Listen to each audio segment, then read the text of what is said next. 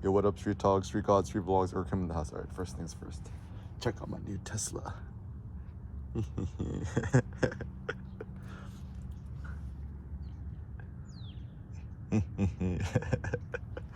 All right. Also, pro tip: you wanna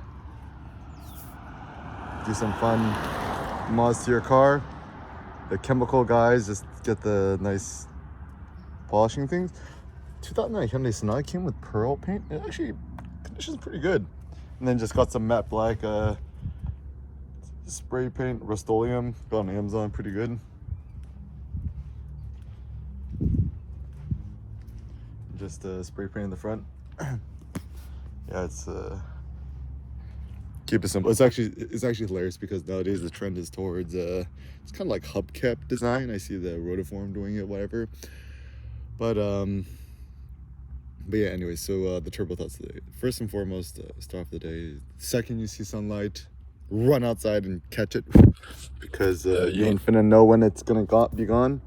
So even right now, the clouds are gone. I just got a little cold. All right, so I kind of like this every day that you could start fresh. Also, another thought about the clouds. The sun is pretty strong. If you're strong enough to penetrate the clouds, that's kind of a good sign. And yeah, and I think that, start off the day blank. Start off with 0 tabs. I think Safari, use Safari, don't use Chrome. Chrome is for losers. Safari is the one.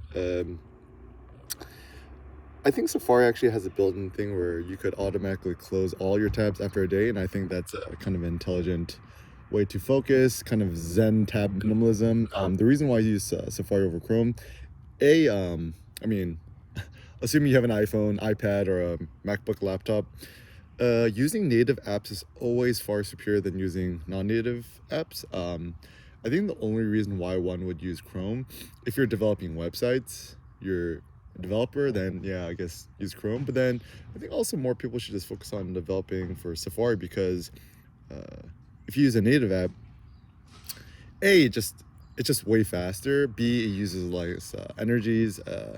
C, the reason why Safari is so much. I mean, the icon looks a trillion times more beautiful. Chrome's icon looks super ugly. And you can install content blockers even on your iPhone, right? Your iPad, so you know how to look at stupid ads.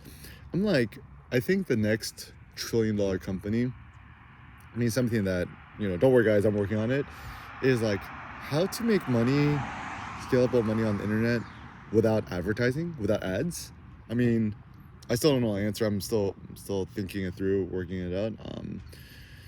But yeah, I think that's going to be the next big thing. Also, just building websites, platforms. I still think that to some extent, just building websites and platforms and stuff like that is a good idea. Even another thing I'm thinking about doing is just building another, just starting another server contract on Bluehost.com. Save that $30,000. Don't invest into more crypto or speculations or stocks. Speculating yourself. So just think about it, like if you had 30 G's to blow on just speculative bets, whether it's server hosting, clothing, gym memberships, whatever, what would you spend it on? So I think that's a good thought. I still think a lot of the future is going to be towards fitness because there's nothing more beautiful than the human body. And to me, I think it's better to transform your body to look like a Lamborghini than to buy a Lamborghini. You don't want to be the fat obese person in the Lamborghini. Then you want to be better to drive the real men drive Hyundai Sonatas and just be super jacked and swole like a demigod. Also, just some random thoughts too. Just starting off the day. I think out of all the books I've ever read, the only 2 books I really, really like is The Iliad by Homer, the OG one. I look for different translations. I think a new translation's out. I might try to read it when I have the chance.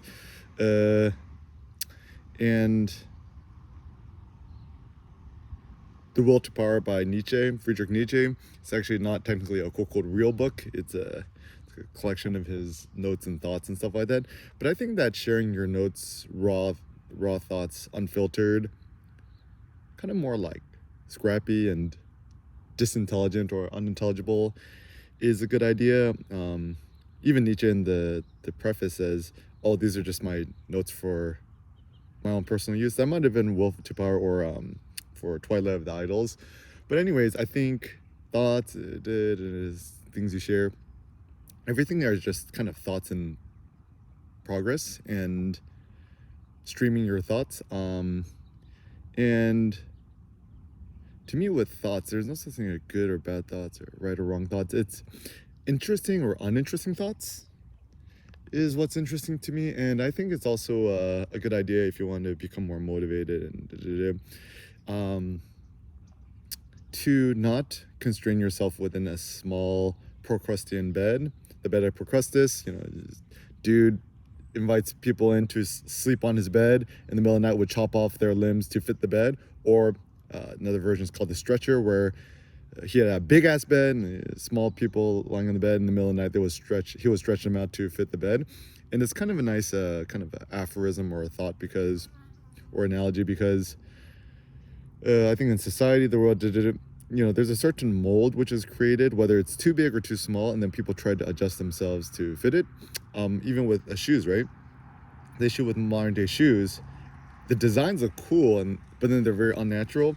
And then we try to get our feet to fit this unnatural shape, and therefore causes a lot of foot pains, hip pains, whatever pains. So actually the best way to go about it is just go barefoot, or the Vibram 5 fingers. The only reason I don't think people want to wear the Vibram 5 finger shoes is because they just look weird. But I'm like, if I could tell you could become a superior human being by looking weird, I'm like, wouldn't you go for it? Yeah.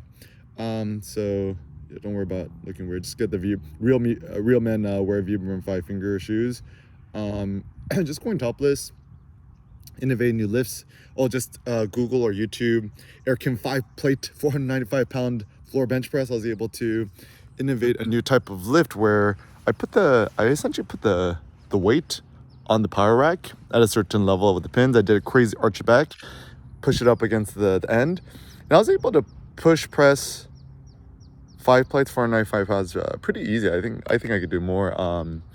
And it's actually crazy because after doing it before sleeping, I crazy felt in my triceps and actually a lot in my legs. So I think most of it is like almost turn your your body into a bow, and then drive strong with your legs. It's all like, I think it's actually 90% leg drive.